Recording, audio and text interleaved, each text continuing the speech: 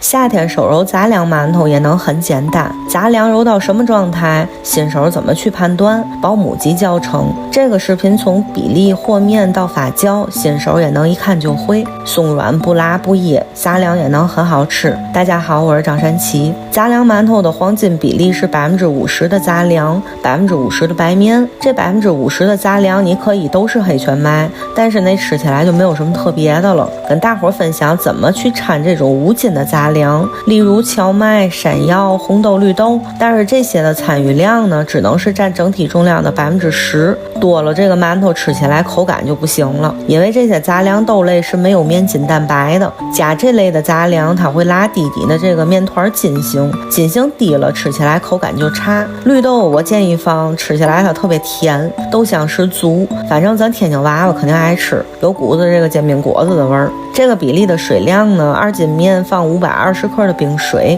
另外留20克的水搅拌酵母备用。用手把面打成面絮，不要着急团它，完全看不见干粉了，你一抓就成团了，就这么简单。揉揉咱看不见干粉就行，咱醒着它，半个小时就可以。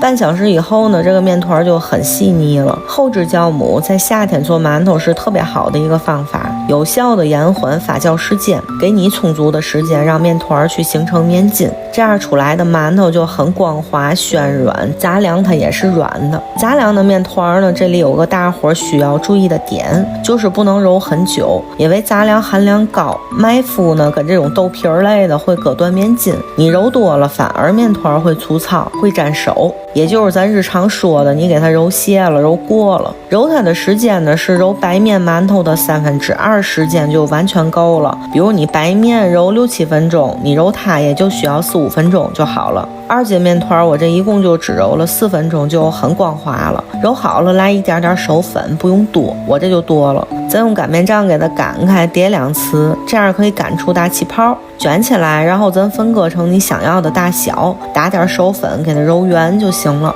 这里头揉圆呢，只需要几下10几下就好了，完全不需要你揉几十下啊、上百下啊，这个不需要的。手口给它搓高高，这一个生胚就做好了。剂子揉到中间的时候呢，咱揪一小块面，给它按到瓶盖里头，方便观察这个发酵的状态。杂粮馒头的发酵状态呢，不能是1.5倍大啊，需要给它发酵到2倍大。1.5倍吃起来它有点柴，有点硬；2倍大小吃起来是很正常的馒头的口感，它又松软，还不会拉嗓子眼儿。这是发酵到2倍大，咱给它扒开看一下组织，非常细腻，发酵的特别好。我用了40分钟，明火蒸这个馒头呢，冷水上锅蒸。这个剂子的大小呢，上气儿以后计时25分钟就熟了，电的话30分钟。弹力十足，很充盈，组织也特别细腻，绿豆香也很足，夏天吃特别合适。放凉了装袋冷冻就行，吃时候一蒸就好了，非常完美。